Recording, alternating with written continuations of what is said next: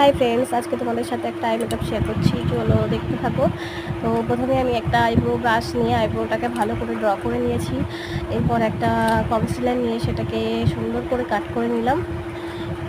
কাট করার পরে তোমরা যে কোনো কনসিলার নিতে পারো। আমি একটা হালকা কালারের কনসিলার নিয়েছি, তারপর ব্লেন্ডার দিয়ে সেটাকে ব্লেন্ড করলাম সুন্দর করে।